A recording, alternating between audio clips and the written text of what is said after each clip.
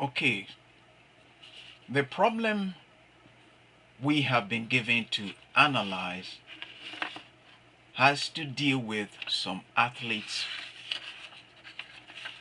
who had to complete a race on the basis of the amount of drug that they consumed. The drug is stenosolol, and as we see in this problem, those who were in group 1 did not consume the drug. Those who were in group 2 took small amounts of the drug, and those who were in group 3 took a large dose of the drug. And so as you can see here, I have entered the variables. Now the very first column, if you recall how to analyze the t-test for independent groups, you assign one of the columns to your groups. So as you can see up here in the very first column, I have entered the grouping data. Now there are 10 athletes who were in group 1, those who did not consume the drug. There were 10 in group 2, those who took the small amount of the drug stenosolol, and 10 in the third group that consumed a large dose of the drug. So I have designated ones for the 10. So as you can see, there are 10 numbers for the group that took no drugs.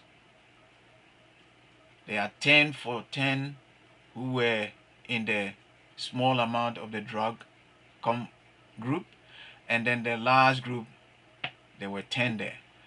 In the second column, I have entered the speed or the time they took to complete the race.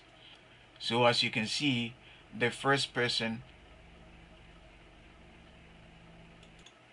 in group 1 completed the race in 13 seconds.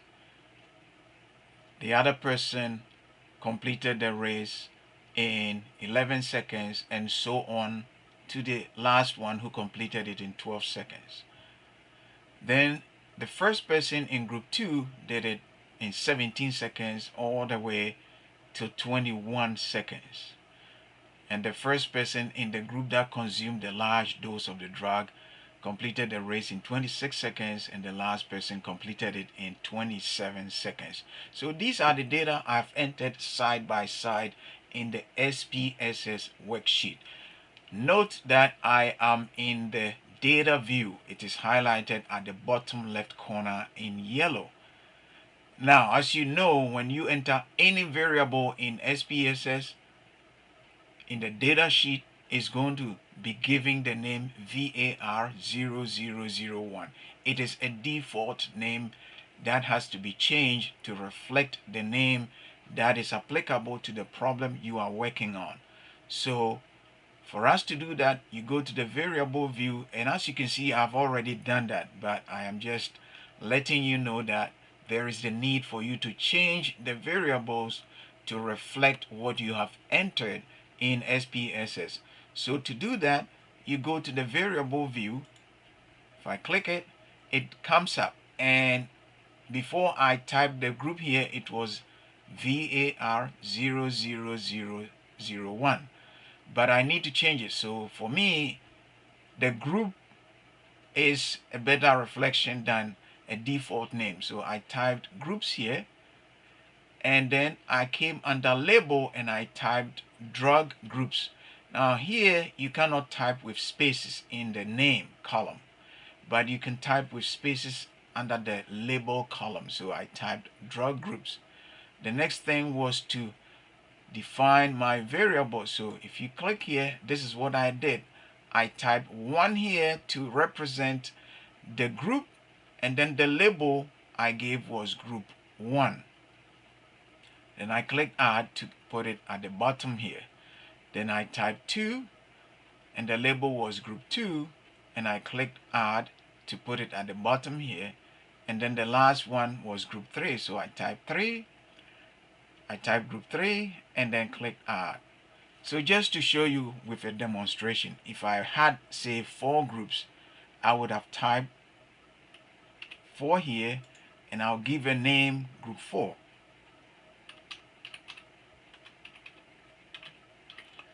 So that is a name, and I click add, and then it will be put down here. So that is how you define the groups. Now I have to take this out because we don't have 4 groups, we have 3 groups, so I have to remove it. I highlight it and remove. But that's how you get the names here. Once you are done, you click OK, and you are set up to run your analysis. But the last thing we need to do here is to come to measure. Now, the measure is a grouping variable. You are either in group 1, group 2, or group 3. So in that sense, it is a nominal variable. Nominal variable. So you go here, click here, and select nominal to represent the grouping variable. And you are done with the grouping aspect of this problem. The next thing is to define the running time, and I again type the name runtime to represent that group, that set of data. Then under label, I typed time taken to complete the race. You won't see it all here, but if I extend this a bit, you see that time taken to complete race. That is how I gave the label name to this runtime. Now here, we are not talking about grouping variables because they are all scale variables. So there is no need to give any value. But what you need to do is in the last but one column here, you have to identify that variable of the running time as scale variable. So that's what I selected, scale variable. Now that you've done that, you are set to do the analysis. And for us to do the analysis, all we have to do is to click Analyze. And here we are comparing means. We are comparing the means of the groups. That is how long the groups took to complete the race. So we select Compare Means, and the compare means that we are looking at is the one-way analysis of variance. One-way ANOVA. So that's what we select. So if you select that, this is what you get. I've run it, so let me just reset it and show you what you will see. You will see this as the variables that you have in the data view. They will, as always, be presented to the left. Now you, the researcher, or you, the person doing the analysis, have to tell SPSS which variable is what. In this case, we know the grouping variable or the nominal variable is the drug groups, as we see here, drug groups. And that is a nominal variable which reflects the independent variable or the factor. Independent variable or the factor. So we move that to the place where it says factor. And the other one is the dependent variable or the dependent list, as you see up here. So that's what we move there. Now we are comparing the means between group 1, group 2, and group 3. We want to see whether there are statistically significant differences between these groups. So what we need to do is we need to include in our analysis the post hoc test, because there could be differences between the means, or there may not be differences between the means. We don't know. But in order to preempt that process, we want to include that in the analysis. So we go to the post hoc here. And the post hoc that we are interested in is the 2 key, not the 2 keys B, is the 2 key. A 2 keys honestly significant difference. That's what we are interested in. So that's what we select. And when we select that, we are done. We click continue. Then we come to options. Options is important because that's where we are going to select our descriptive statistics. We want to have the descriptive statistics in the output or the results that we get in our analysis. So we check that and we click continue. And when we finish that, we click OK. to analyze the data. I have already analyzed my data, so I want to show you what the output will be. But this is the process. So let's see what you get in the analysis. This is what I got when I did my analysis. First and foremost is the descriptive statistics. Now it is all listed out here for you. Group 1, the mean time taken to complete the race was 13.3 seconds. The second group had 17.5 and the last group 24.9. We have the corresponding standard deviations. So that is the descriptive statistics. The next thing is to look at the analysis of variance, because this is what the whole thing is about. And we are looking at between groups variance and within group variance. But the F ratio column is what is the most important here. And we see 36.738. The significance of that F ratio is 0.000. Now, SPSS produces only these 3 digits, but in reality is 0.0001. You will not see it here, but when you are writing this up, it has to be included. So it will be 0.0001. After that, as usual, you go to export, and then you export it to your T drive. This is what we have said all the time. You select this. I have a folder in the T drive called assignments where I select and send it. Some of you may have problems with the T drive, but if you have a flash drive, you will be able to export it to wherever that flash drive shows up. The way you select it is to browse, and when you browse, your flash drive should show up, and then you send it over there. If you are having problem doing that, I have seen some of you just highlight the specific things that you need, copy, and then you go to Word document and paste the specific thing in the Word document. Then you come to the next one, you highlight, right click, copy, and paste it there. It will allow you to do that. Some have done it that way, but the easiest way is to just do the export to your T drive or your flash drive, whichever is most conducive to you. I will bring up my exported document and show you a few things about how you write your results. So this is my exported document, and as we see it here, is the same thing that we saw in the output. Here are the mean scores that we got. So if we go back briefly, it's the same thing here. These are the mean scores that we got. All right. So that's all I'm showing here in the PDF format. Mean scores and our standard deviations scores. And so as the notes here say, this is where you find your descriptive statistics for the data you have analyzed. If we go a bit down, this is the ANOVA table. And this is the most important F ratio that we are talking about. So this is the F ratio for the data that you have analyzed. The most important point is to look at the significance of the data here, the F ratio. And I have put this note there. I said this is the probability of getting this F ratio of 36.738 on the basis of pure chance alone.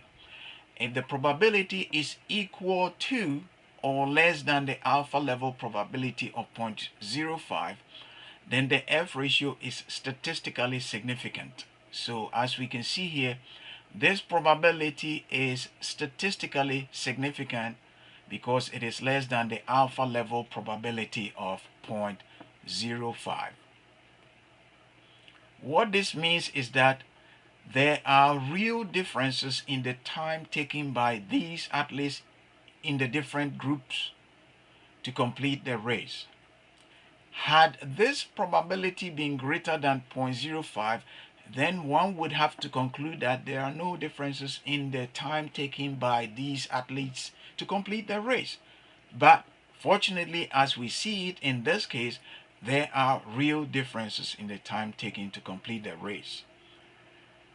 The probability of getting an F ratio of 36.738, as we did in this problem, by chance alone is less than 0.0001, which means that this big F ratio didn't just occur by chance, it must have come because of the amount of drug that they consumed. That is how you interpret the results of your F ratio. So this is very important.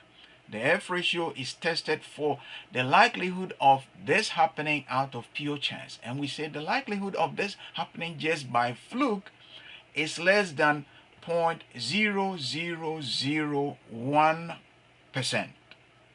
That means that you have 1 in 1,000 chance of this happening out of chance. So it could not be due to chance, it must be to the drugs that they consumed. Let's go down here and do the post hoc comparisons. Here we are comparing the mean time taken by group 1 to complete the race and comparing that to group 2 to complete the race. Here we are also comparing group 1 time to group 3 time. Now the significance of this difference is tested, and you will see it under the sig column. What this 0.013 tells you is that the difference in time taken by group 1 and group 2 to complete the race is statistically significant because this 0.013 is less than the conventional alpha level of 0.05. That is what it means. So this difference between group 1 and group 2 is not a fluke, it is a real difference, because the likelihood of this happening out of chance is less than 0.013%. It is a real difference. Next, we're comparing group 1 time taken to complete the race to group 3's time taken to complete the race. And again, we see is 0.000. That means that difference is statistically significant. Now, as you can see, multiple comparisons are done repeatedly. So you will see a reverse of the first comparison between group 1 and group 2 in the next row. Here it is flipped, and now comparing group 2 to group 1. It is the same as comparing group 1 to group 2. So that same statistic, 0.013, is the same that we have for the first one. So it's a repetition. But we are here also comparing group 2 to group 3. And that comparison gives us 0.000. Again, this is saying that the time taken by group 2 to complete the race is significantly different from the time taken by group 3 to complete the race. That is what this is telling us. The last comparison is between group 3 and group 1. We can see up here too that there was a comparison between group 3 and 1. If you look at the reverse of it, that is being repeated here.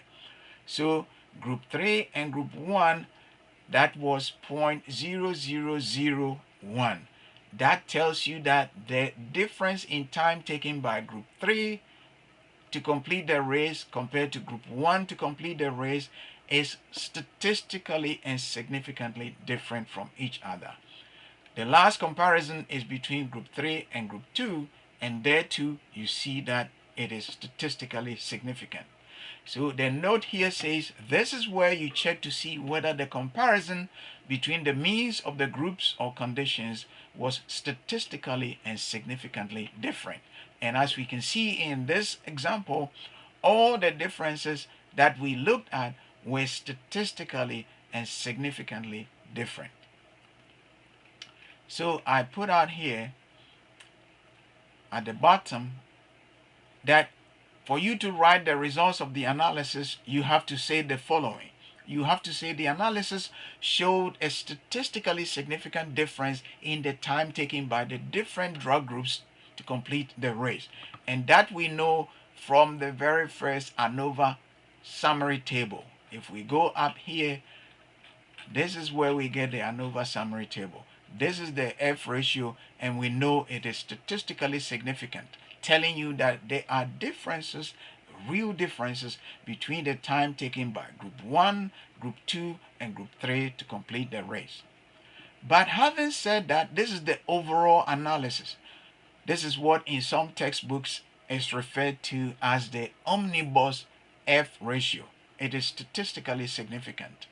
But in addition, we did the multiple comparisons. So how do we make a statement about the multiple comparisons we did? We do that here. It says the post hoc, the Tukey, and be specific. In this case, we did the Tukey's post hoc test.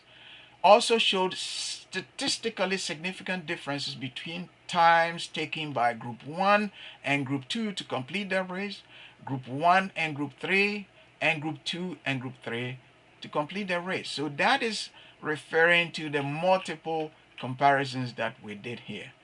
Now, unlike what the analysis itself shows, we have not done comparisons multiple times repeatedly. In other words, we haven't stated in the statement that I put down there that there was a difference between group 1 and group 2 and between group 2 and group 1. No. Once I compare group 1 and group 2, I'm done. So that is why you see here I said there are differences between the time taken by group 1 and group 2, group 1 and group 3, and group 2 and group 3 to complete the race. The last thing to point out is that the above statement, that is this statement here, could not be made if all the probabilities had not been statistically and significantly less than the alpha level probability of 0.05. If one of the comparisons, and I say between group 1 and group 2, had been 0.078, this 0.078 would have been greater than 0.05, which is the alpha level probability. And in that sense, I couldn't have made the statement here that is reflecting the differences between group 2 and 3, because that would not be correct. So if it had been that the last comparison was 0.078 and the rest were less than 0.05, then what I would have said was the Tukey post hoc analysis shows statistically significant differences between the time taken by group 1 and group 2 and group 1 and group 3 to complete the race. However, there was no statistically significant difference between group 2 and 3 to complete the race. And why would I have said that? I would have said that because of this probability of 0.078. So if it is not equal to or less than 0.05, you cannot say there was a difference. But if it is less than, equal to, or less than 0.05, you can make that statement. So that is how you interpret the analysis of variance in terms of what it means both for the overall analysis and what it means for the multiple comparisons that you do after you have completed the analysis.